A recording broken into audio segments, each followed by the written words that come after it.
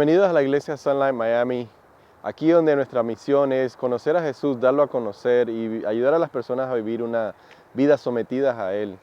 Y pues como creemos que su aspiración es unirse a nuestro propósito, nos alegramos que nos visite hoy. También nos gustaría compartir con ustedes de aquí de Lamentaciones capítulo 3, 23, como nuestro llamado de adoración. Dice la palabra del Señor: el gran amor del Señor nunca se acaba y su compasión jamás se agota. Cada mañana se renuevan sus bondades, muy grande es su fidelidad. Gracias por unir su corazón a nuestro propósito de adorar y exaltar el nombre de Jesús. Lo que nos rescató es que ahora tenemos el anhelo de estar en su presencia. No queremos estar en su presencia para que Él nos rescate, no, en respuesta a lo que Él ha hecho por nosotros es que nos ha rescatado, entonces queremos estar en su presencia.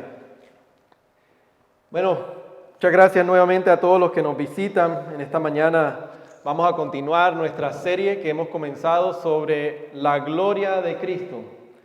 Como nos recordaba ese cántico, el segundo cántico, la gloria de Cristo. Cristo es el Rey de gloria, es la máxima manifestación de la gloria de Dios, como vimos la semana pasada, es en la encarnación. La segunda persona de la Trinidad que ha tomado la persona de Jesús para poder vivir la vida que nosotros no pudimos vivir y morir la muerte que nosotros merecemos. Esa separación eterna, y la ha hecho por nosotros, ha resucitado.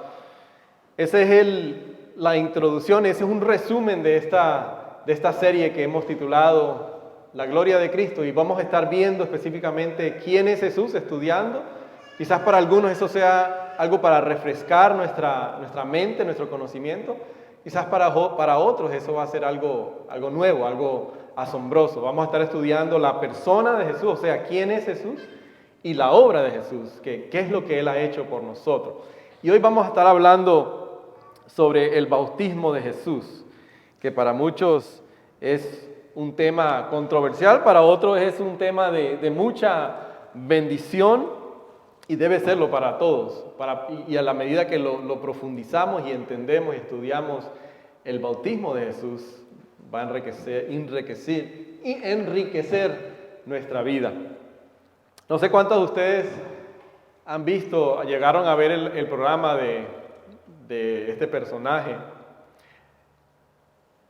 pero uno de los refranes que decía este señor en cada episodio que terminaba, ahí está en inglés, pero él siempre decía: me encanta la manera que se llevan a cabo los planes que yo hago. Cada vez que terminaba un episodio, él terminaba con esta frase. Y de cierta manera lo que vemos en el bautismo de Jesús es que la intercesión del cielo y la tierra, por alguna razón no está funcionando, no está, ahora sí. Lo que podemos ver es la intersección del cielo y la tierra en el bautismo de Jesús. Lo que podríamos llamarle el piso o la historia inferior y la historia superior. La historia celestial es la historia superior y es el hilo que se atraviesa a través de toda la historia y se unen. La historia del cielo y la historia de la tierra. Es la gran narrativa, es la que proporciona significado y propósito para toda la vida. Esa es la historia superior, la historia del cielo. Es la mano invisible de Dios que obra todas las cosas como Él quiere. Es lo que vamos a leer ahora en este pasaje. Es el reino de Dios, esa es la historia superior. Y la historia terrenal o la historia inferior que vemos que se unen en este pasaje del bautismo de Jesús, en este evento, podemos decir que es lo que pasa diariamente, ¿no? Eventos en nuestra vida que pueden ser sucesos emocionantes, muchas veces dolorosos, lentos, felices, incluso hermosos, a la medida que vemos el transcurso de la historia. Pero creo que tanto para mí como para ustedes, lo que sucede es que a veces nos olvidamos, y es más, algunos no creen que las dos historias siempre se unen, están unidas. La historia superior y la historia inferior, que es la historia del cielo y la tierra. Y es a veces fácil perderse en el piso inferior, o sea, en lo que pasa en la tierra, y no recordarnos de que hay un hilo que los une juntos, la historia del cielo y la historia de la tierra. Este personaje que vimos ahí es un personaje ficticio, ¿verdad? Porque siempre que él planeaba algo, salía de la manera que él quería, pero sabemos que para muchos de nosotros no es la misma historia. Cada vez que planeamos algo, no siempre sale de la manera que nosotros queremos que salga. Pero, sin embargo, sí hay un Dios que tiene un plan que todavía está elaborando, y los planes de Dios sí siempre se cumplen. Y eso lo podemos ver en el bautismo de Jesús, que el cielo y la tierra se unen en el bautismo de Jesús. En la persona de Jesús vemos que el plan de Dios se concreta de una manera que el mundo nunca había visto antes y nunca ha visto después. La venida de Jesucristo es el punto central de toda la historia. La venida de Jesucristo ha marcado el curso para toda la historia. Y en esta mañana vamos a leer de Mateo capítulo 3, versículos del 1 al 17. Vamos a pasar del 1 al 7, pero después vamos a pasar del 13 en adelante para ver la narrativa que nos dice Mateo acerca del bautismo de Jesús. Pero me gustaría también hacerles esta pregunta, porque yo me la hago al estudiar y escudriñar este pasaje. ¿Qué diría la gente en nuestro tiempo actualmente? ¿Cómo responderían las personas a un personaje como el de Juan el Bautista? En este momento actual, en este momento donde se redefine cada vez lo que es lo correcto y lo que es lo incorrecto. En este momento, en cuanto al amor, ahora no se le llama amor, sino que se le llama tolerancia. En este momento actual en que cuando uno da una opinión conservadora, inmediatamente lo tildan a uno de racista o de promovedor de violencia. ¿Cómo responderían las personas a una persona como Juan el Bautista en este tiempo? Vamos a acercarnos al pasaje a ver qué nos dice la palabra. Dice, en aquellos días se presentó Juan el Bautista predicando en el desierto de Judea. Decía, arrepiéntanse, porque el reino de los cielos está cerca. Juan era aquel de quien había escrito el profeta Isaías. Y esto es lo que dice el profeta Isaías. Voz de uno que grita en el desierto, preparen el camino para el Señor, háganle sendas derechas. La ropa de Juan estaba hecha de pelo de camello, llevaba puesto un cinturón de cuero y se alimentaba de langostas y miel silvestre. Acudía a él la gente de Jerusalén, de toda Judea y de toda la región del Jordán. Cuando confesaban sus pecados, él los bautizaba en el río Jordán. Pero al ver que muchos fariseos y saduceos llegaban a donde él estaba bautizando, les advirtió, camada de víboras, ¿quién les dijo que podrían escapar del castigo que se acerca? El versículo 8 en adelante no está ahí, pero vamos a leerlo. Dice, produzcan frutos que demuestran el arrepentimiento.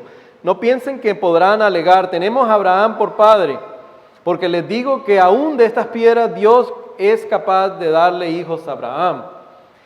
El hacha ya está puesta a la raíz de los árboles, y todo árbol que no produzca buen fruto será cortado y arrojado al fuego. Juan dice, yo los bautizo a ustedes con agua para que se arrepientan, pero el que viene después de mí es más poderoso que yo, y ni siquiera merezco llevarle las sandalias. Él, Jesús, los bautizará con el Espíritu Santo y con fuego.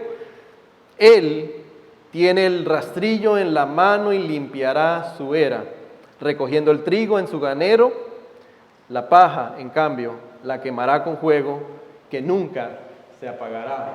Y el 13 en adelante nos dice, un día Jesús fue de Galilea al Jordán para que Juan lo bautizara, pero Juan trató de disuadirlo. Dice Juan, yo soy el que necesita ser bautizado por ti y tú vienes a mí. Objetó Juan, dejémoslo así por ahora, pues nos conviene cumplir con lo que es justo, le contestó Jesús. Entonces Juan consintió. Tan pronto como Jesús fue bautizado, subió del agua y en ese momento se abrió el cielo y él vio el Espíritu de Dios bajar como una paloma y posarse sobre él. Se une el cielo y la tierra. Y una voz del cielo decía: este es mi Hijo amado, estoy muy complacido con él. Esto es palabra de Dios. Oremos. Amado Dios, te pedimos que ahora tú ilumines tu palabra a través de tu Espíritu. Oh Padre, que tú me remuevas a mí de aquí de adelante, de este púlpito, y que sea tu Espíritu hablando a través de tu siervo, Padre, que cualquier cosa que en tu soberana voluntad tú no quieres que nosotros escuchemos, oh Señor Padre, que tú cierres nuestros oídos y que sea solo tu voz hablando, que tus siervos, tus siervas, tus siervos hoy quieren escuchar tu voz, Padre. Te lo pedimos todo esto en el nombre de Jesús. Amén. Nuevamente la pregunta: ¿cómo responderían las personas en este momento a esa predicación de Juan el Bautista? Que no solamente nos la narra Mateo, pero también nos la narra el evangelista Lucas y Marcos. Y Juan nos da detalles diferentes. Pero este llamado de Juan al arrepentimiento, a la confesión de sus pecados, porque el reino de los cielos está cerca. Pero para poder entender este motivo, qué era lo que motivaba a Juan el Bautista, es necesario entonces describir cuál era el ministerio de Juan el Bautista. O sea, qué pintaba, cuál era el rol que jugaba Juan el Bautista en el plan de redención de Dios. En el profeta Isaías, en el capítulo 40, nos dice que, no lo tienen ahí en su pantalla, pero si lo quieren apuntar, Isaías 40, versículos del 3 al 5, 700 años antes de la encarnación, del nacimiento de Jesús, profetiza la vida de Juan el Bautista. Acerca de la vida de Juan el Bautista, el profeta Isaías dice lo siguiente: una voz proclama, preparen en el desierto un camino para el Señor, enderecen en la estepa un sendero para nuestro Dios, que se levanten todos los valles y se allanen todos los montes y colinas, que el terreno escabroso se nivele y se ahilicen las quebradas. Entonces se revelará la gloria del Señor y la verá toda la humanidad. El Señor mismo lo ha dicho. Isaías 40 del 3 al 5, 700 años antes. Y el profeta Malaquías, 400 años antes de la encarnación, de la venida de Jesús, dice: el Señor Todopoderoso responde: yo estoy por enviar a mi mensajero. ¿Para qué? Para que prepare el camino delante de mí. De pronto vendrá a su templo el Señor a quien ustedes buscan. Vendrá el mensajero del pacto, en quien ustedes se complacen. La venida, el ministerio del Juan el Bautista ya había sido profetizado por los profetas. Y eso era lo que el pueblo anhelaba, eso es lo que el pueblo esperaba con ansias, con expectativas, que apareciera este personaje que prepararía el camino para el Mesías. Y si usted estudia un poco la narrativa y la historia de la revelación de Dios, después de que el pueblo regresa del exilio en Babilonia, el pueblo, a través de la soberanía de Dios, utilizando incluso a los imperadores del reino medo-persa, después el imperio griego y hasta el final el reino romano, el pueblo vuelve y reconstruye las murallas, reconstruye el templo, y en ese tiempo hay diversas escrituras que se han escrito incluso, pero nosotros como protestantes entendemos que esas escrituras no fueron inspiradas. Pero por 400 años, de Malaquías, que es el último profeta del Antiguo Testamento, hasta Mateo, que es el primer libro de su Biblia en el Nuevo Testamento, se nos dice que Dios no habló, que había silencio, que Dios no había revelado su voz. Y el pueblo, imagínense, pónganse en los zapatos del pueblo de Dios, esperando al Mesías, bajo el yugo de la opresión, de la esclavitud, bajo el imperio romano. Y en este momento sale uno, similar a lo que lo decía en el profeta, que se vestía como, no le importaba nada, se vestía con ropa de animales, que tenía una dieta un poco rara y que profetizaba la voz de Dios. Este es el ministerio de Juan el Bautista. Y por eso las personas comenzaron a acudir a Juan el Bautista. Pero Mateo, escribiéndole específicamente a un grupo de personas primordialmente judías, él lo que quiere dejarles ver a ellos es que Jesús es ese rey que habían profetizado los profetas, que vendría del linaje de David y que restablecería el reino de David, que sería ese rey que se sentaría en el trono eterno de Dios. Y Mateo nos narra de que Jesús está reviviendo la vida de Israel. Ahora, no me crean a mí, vamos a estudiar a ver lo que dice.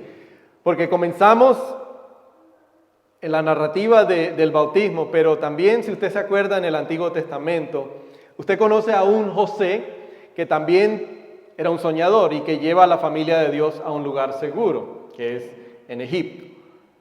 En la narrativa de Jesús, el padre también huye hacia Egipto para preservar la vida de su hijo. En Mateo nos narra de que el rey Herodes manda asesinar cada niño de 2 años. ¿Por qué? Porque él temía que lo iba a usurpar, que iba a tomar su trono.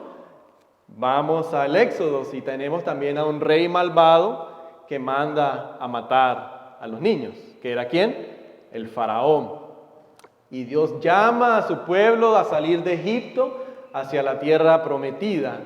Y en Jesús va abajo las aguas para rescatar a su pueblo de la esclavitud, pero no de un reino opresivo, sino del poder dominador, esclavizador del pecado, y para conquistar a Satanás y derrotar la muerte. El pueblo también de Egipto hacia la tierra prometida tiene que pasar por el Mar Muerto, pero más adelante con la generación de Josué también tiene que cruzar por el río Jordán. Esto es importante para tener la conexión. ¿Por qué el significado del río Jordán? Porque Mateo lo que nos quiere dejar ver es que Jesús está reviviendo la vida de Israel. Jesús está cumpliendo lo que el pueblo de Dios, Israel, no pudo cumplir. Jesús está cumpliendo con el propósito de Dios que el pueblo de Dios, Israel, no pudo cumplir. Y eso es lo que vemos en el bautismo. Incluso, ¿cuántos años vagó el pueblo de Dios por el desierto porque le fueron desobedientes a Dios cuando Él le mandó a que enviaran 2 espías a la tierra prometida y regresaron, pero el pueblo se llenó de temor? ¿Cuánto tiempo vagaron y dieron vuelta? 40 años en el desierto. Después del bautismo, ¿cuántos días Jesús va al desierto y es tentado por Satanás? 40 días, 40 noches. Pero Él no falla, Él no cae en tentación, cuando el pueblo de Dios sí cayó en tentación. Vemos la conexión, vemos lo que Mateo nos quiere dejar ver, que los planes de Dios siempre se van a llevar a cabo. Los propósitos de Dios siempre se van a llevar a cabo. Y es lo que Mateo nos quiere dejar ver con esta narrativa. Pero también es importante entender entonces por qué el significado del río Jordán y qué mensaje estaba enviando Juan el Bautista. Porque el río Jordán, como lo vimos, cuando el pueblo de Dios iba de Egipto hacia la tierra prometida, si usted lee el Antiguo Testamento va a ver que se nombra varias veces el río Jordán. Y antes de entrar a la tierra prometida, a través del liderazgo de Josué, el Dios nuevamente a esa generación le abre el río Jordán para que el pueblo pase a la tierra prometida. Pero ¿qué hace el pueblo cuando llega a Canaán? Y Dios a través de Josué les distribuye diferentes partes para poder tener posesión de esa tierra. Si usted lee el libro de los jueces, el pueblo se rebela contra Dios y va detrás de falsos dioses. Y ahora aquí en el río Jordán, el pueblo lo que ha reconocido es que necesitan un cambio, necesitan comenzar de nuevo, necesitan una renovación, necesitan que Dios venga a su rescate. Y por eso es que las personas, dice Mateo, que acudían a Juan el Bautista, porque estaban desesperados por un cambio, estaban desesperados por algo nuevo, por empezar de nuevo, por un nuevo comienzo.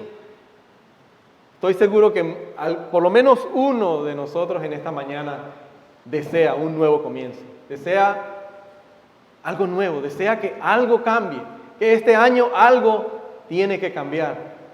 Oh Dios, esa es la oración, Señor, que cambie algo. Queremos un nuevo comienzo.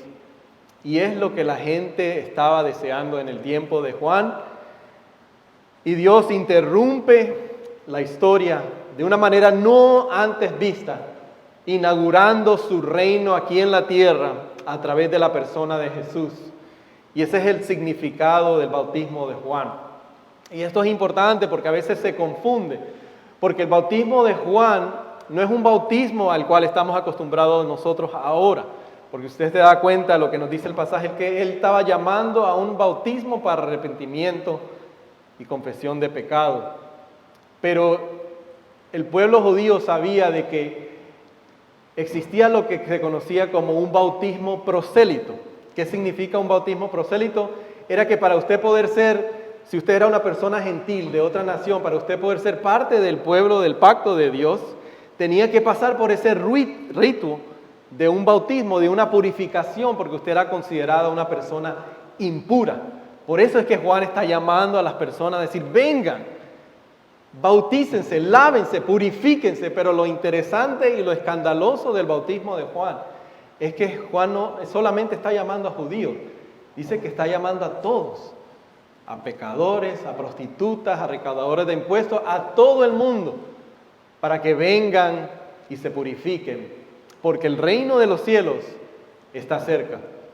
Y ese es el bautismo de Juan. Y por eso tenemos que entender que es muy diferente a lo que nosotros ahora entendemos, lo que es el bautismo. Pero ¿qué nos podría impedir? ¿Qué nos podría impedir desear un nuevo comienzo? Quizás usted diga, no, esa palabra arrepentimiento, eso no, a mí no encaja en mi vida, no encaja en mi cosmovisión. Yo no necesito arrepentimiento, yo no necesito de qué arrepentirme. Mire lo que nos dice Proverbios capítulo 3, versículo del 1 al 7, porque para mí yo creo que esta sería una de las razones por la cual muchos de nosotros diríamos, como muchos de ellos dijeron en ese entonces, yo no necesito ir, yo no necesito ir al río Jordán, yo no necesito purificarme, yo no necesito renovarme. Mire lo que dice el autor de Proverbios, dice, hijo mío, no te olvides de mis enseñanzas, más bien guarda en tu corazón mis mandamientos, porque prolongarán tu vida muchos años y te traerán prosperidad. Que nunca te abandonen el amor y la verdad. Llévalos siempre alrededor de tu cuello y escríbelos en el libro de tu corazón. Contarás con el favor de Dios y tendrás buena fama entre la gente. Y el versículo 5, que muchos conocen, dice, confía en el Señor de todo corazón y no en tu propia inteligencia. Reconócelo en todos tus caminos y Él ya allanará tus sendas. Y el 7, no seas sabio en tu propia opinión. No seas sabio en tu propia opinión. ¿Cuántos dicen amén? No seas sabio en tu propia opinión, más bien teme al Señor y huye del mal. Una de las cosas que nos impide arrepentirnos, buscar el arrepentimiento, la gracia del arrepentimiento, buscar la necesidad que tenemos todos de seguir siendo renovados, es que confiamos en nuestro propio entendimiento, en nuestro propio conocimiento, y no escuchamos la voz de Dios. Y eso le pasó y le sucedió a las personas del tiempo de Juan el Bautista. 3 cositas que quiero compartir con ustedes de este pasaje, y vamos con el tiempo que nos queda. Y la primera cosa que podemos ver de este versículo 5 y 7 de Mateo capítulo 3 es que, por lo tanto, lo que nos dice Dios a través del autor de Proverbios, que se conoce mucho como la sabiduría de Dios, es que necesitamos reconocer, necesitamos adquirir la necesidad de que necesitamos una renovación continua. Todos necesitamos una renovación continua. Es esa necesidad de poder reconocer que todos necesitamos una renovación continua. el versículo 5 y 7, ahí lo tienen en su Biblia, dice, acudía a la gente de Jerusalén, la gente de Jerusalén, de toda Judea y de toda la región del Jordán.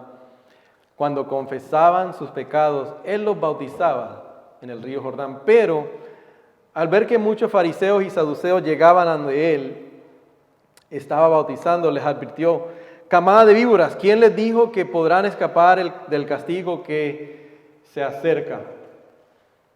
El contraste en cuanto la gente común y los líderes espirituales. Y también vamos a ver el contraste de Jesús. Es reconocer que yo necesito ser renovado continuamente.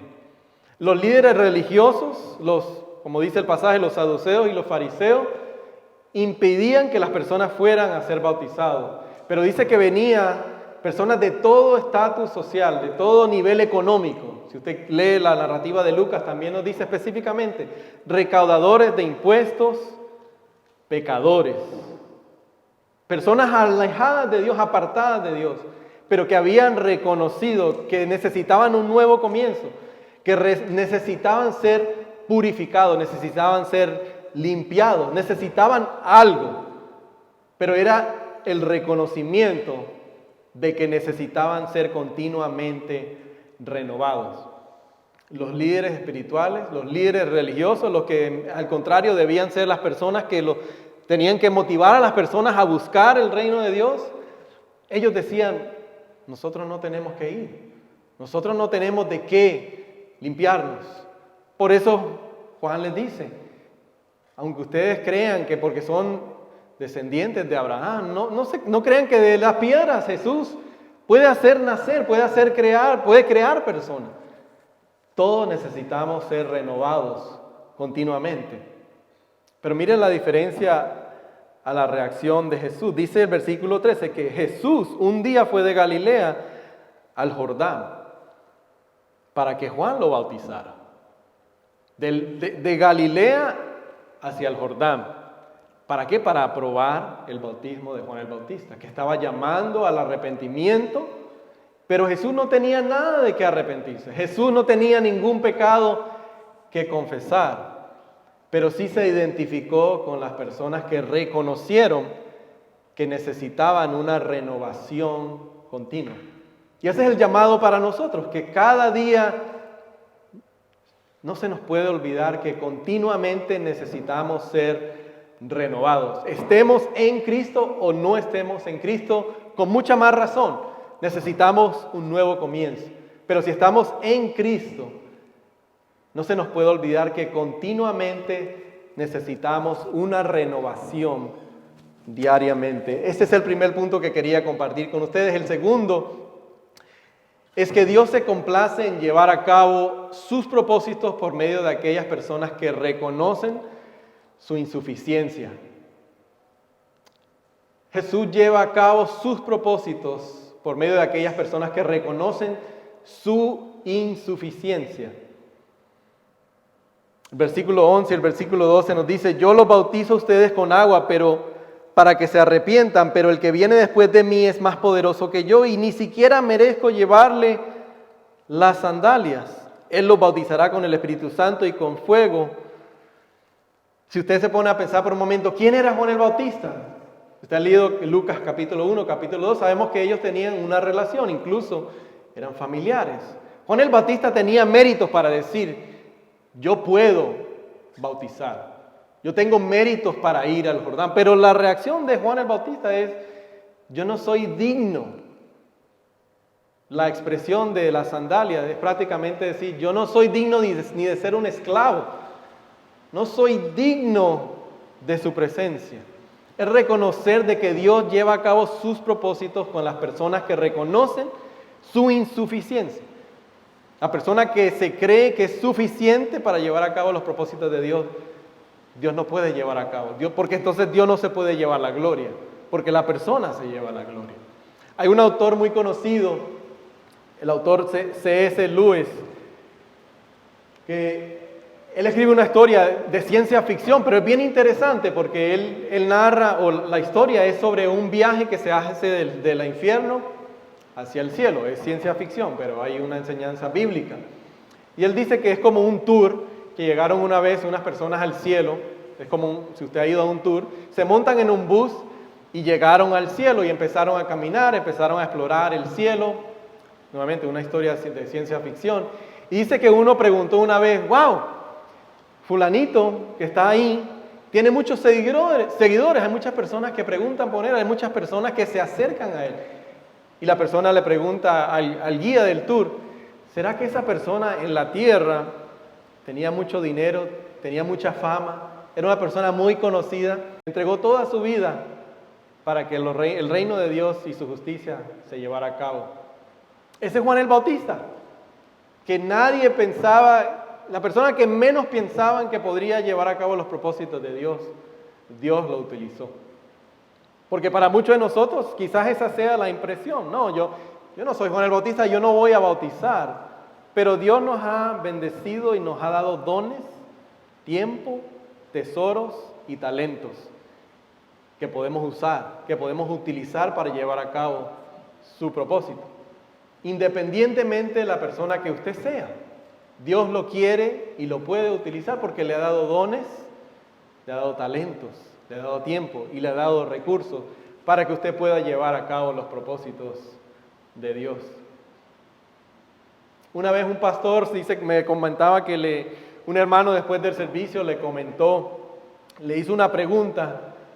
Pastor, ¿usted por qué predica acerca de ese tema si mire la vida de sus hijos, cómo viven? Y me encanta la respuesta del pastor. El pastor respondió, hijo mío, hermano, la primera persona que tiene que aplicarse el sermón es el pastor. El pastor no puede predicar solamente por las cosas que él domina. El primer sermón que un pastor predica tiene que predicárselo a sí mismo. Es la reacción de Juan el Bautista. Yo, bautizarte a ti, yo no soy digno de bautizarte. No soy digno de bautizar a nadie porque Juan sabía lo que significaba el purificarse, el limpiarse, el ir bajo las aguas. Pero Dios lleva a cabo sus propósitos con las personas que reconocen que son insuficientes, que en sí mismos no tienen mérito, pero solamente a través de lo que Dios, a través de Jesús, a través de su Espíritu Santo puede hacer en nosotros, es que podemos llevar a cabo sus propósitos. ¿Cómo cambiaría, cómo afectaría su vida si usted puede creer eso?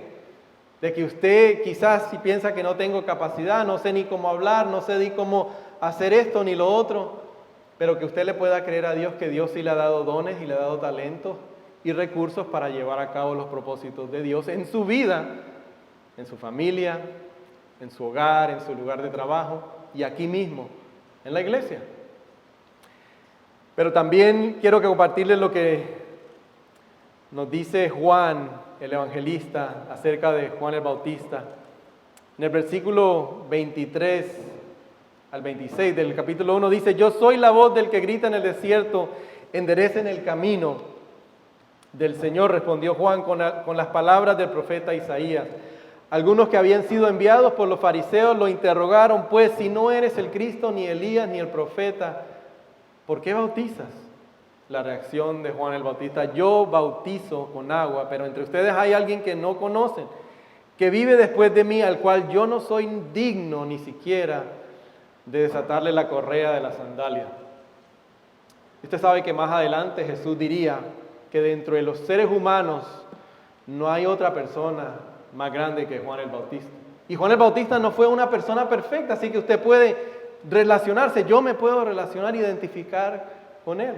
Porque en algún momento cuando Juan iba a ser asesinado por haber confrontado a Herodes y que le iban a cortar la cabeza, Juan duda.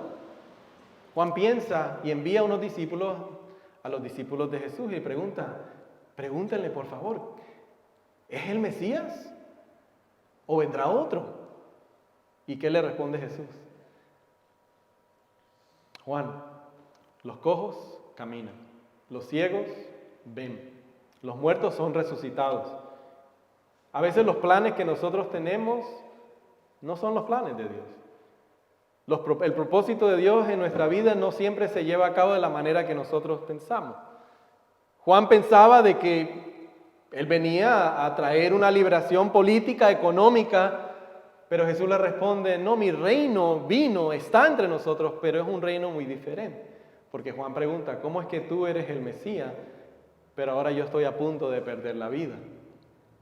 Y la respuesta de Jesús es increíble. Yo vine a hacer lo que decían los profetas, a traer libertad al cautivo, a traer buenas nuevas para los pobres. Y el versículo 16 y 17 nos dice, por lo tanto, que entonces la humillación de Jesús resulta en nuestra aceptación. El versículo 16 y 17 dice, tan pronto como Jesús fue bautizado, subió del agua. En ese momento se abrió el cielo y él vio al Espíritu de Dios bajar como una paloma y posarse sobre él. Y una voz del cielo decía, este es mi Hijo amado, estoy muy complacido con él. El cielo se une con la tierra. Vemos la obra del Dios Trino, como lo vimos en la creación, en Génesis capítulo 1, el Verbo, Dios, su Espíritu rondando en el caos y creando de la nada. Ahora aquí en Jesús en el bautismo vemos una nueva creación, una recreación y vemos al Padre, vemos al Hijo y vemos al Espíritu Santo. No como una águila, no como una ave poderosa, pero humildemente como una paloma, descendiendo humildemente. Pero la humillación de Jesús resulta en nuestra aceptación. ¿Y por qué la humillación? Porque Jesús amado nunca pecó, nunca cometió pecado. En cambio nosotros hemos pecado en pensamiento, en palabra y obra. Y Él se identifica con nosotros. Él no es un Dios que se queda apartado, alejado de nuestra suciedad, de nuestros problemas, de nuestras dificultades. Al contrario, Él se involucra, se mete. Por eso es que Juan el Bautista dice, no, tú no puedes, ¿cómo tú te vas a meter? Esto significa que te estás arrepintiendo de algo. Si Él acababa de decir, he aquí el Cordero que viene a quitar el pecado del mundo, ¿cómo es que ahora tú vas a venirte? Te vas a humillar de tal manera. Por eso es que él no quería bautizarlo. Pero Jesús responde y le dice, es necesario.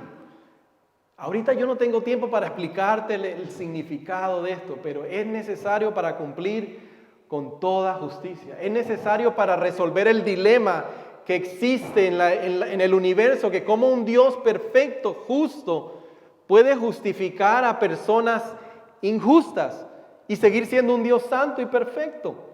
Porque Dios quiere amarnos, pero a la misma vez tiene que ser un Dios justo, un Dios santo. Pero ¿cómo Él se puede identificar entonces con personas pecadoras, como nosotros, apartados, caídos de la gloria de Él?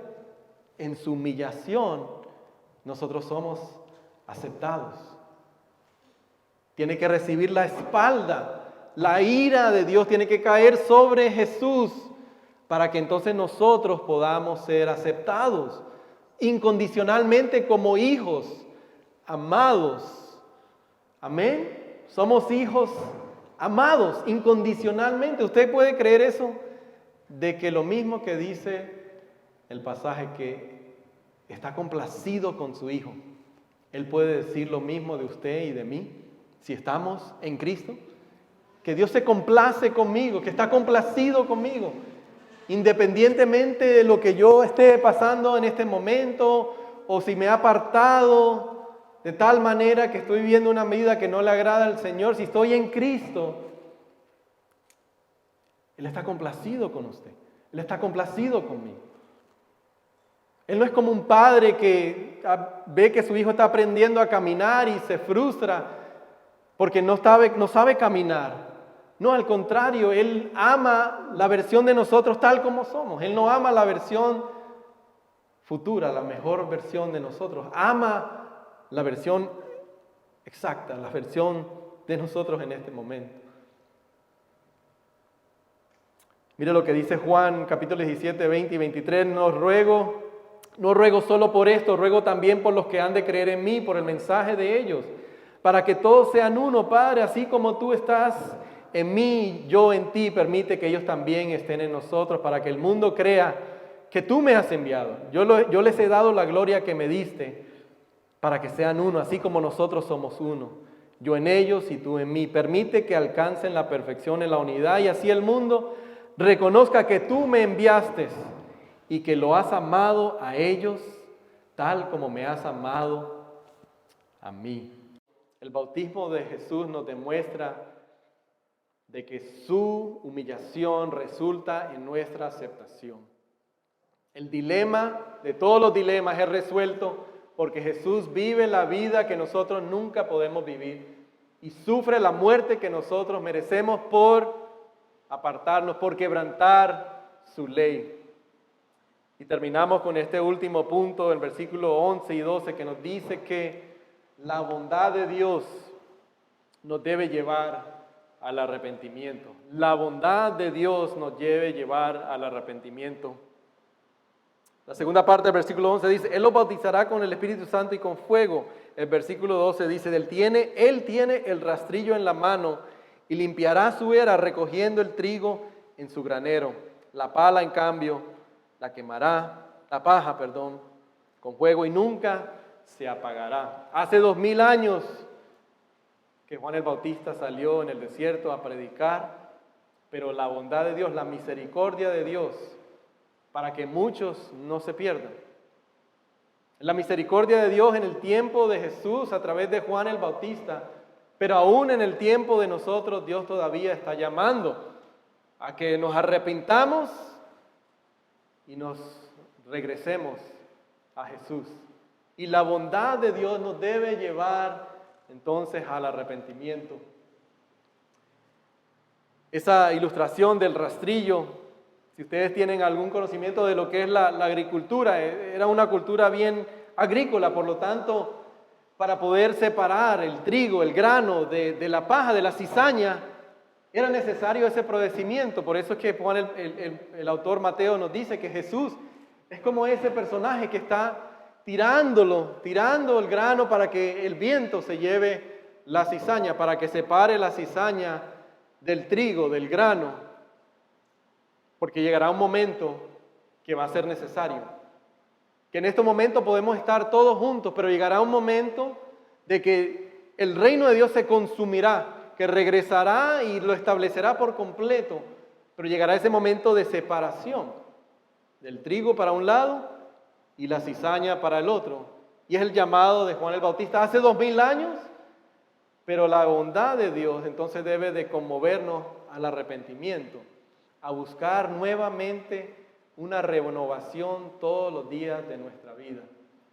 Todos los días regresar a la gracia, al favor que hemos recibido en la cruz de Jesús. La bondad de Dios entonces nos debe llevar al arrepentimiento. No solamente hace 2000 años, en este año 2021, Dios está llamándonos nuevamente. Continúa llamándonos y tiene misericordia. ¿Por qué? Porque todavía no ha regresado.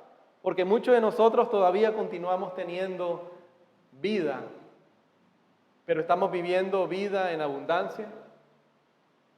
¿Cómo cambiaría entonces nuestra vida? ¿Cómo transformaría nuestra vida el creer de que a través de personas que reconocen que somos insuficientes, Dios lleva a cabo sus propósitos?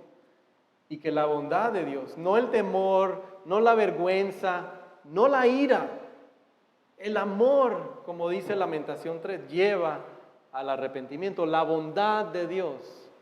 ¿Usted puede creer que Dios ha sido bueno con usted? ¿Podemos confesar de que Él es bueno y ha sido bueno con nosotros? Eso debe de llevarnos entonces a buscar primeramente el reino de Dios y su justicia. Y todas las demás cosas entonces podrán ser añadidas. Oremos. Padre amado, te damos gracias nuevamente por tu palabra. ¿Cómo podemos ver en este pasaje cómo se unen el cielo y la tierra? Cómo tus propósitos se llevan a cabo. Cómo tus planes que se han desenvuelto a través de la historia, Señor, nadie los puede distorsionar.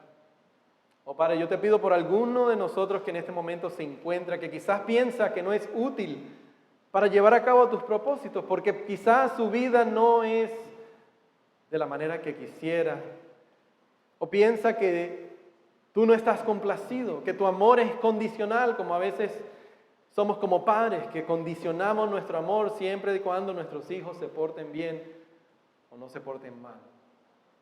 Oh Padre, trae renovación a nuestras vidas. Ayúdanos, impúlsanos a buscar diariamente esa renovación, esa restauración que tú has comenzado a través de tu Espíritu en nuestra vida. Te lo pedimos ahora en el nombre de Jesús. Amén. Amén. Gloria a Dios. Gracias por su palabra.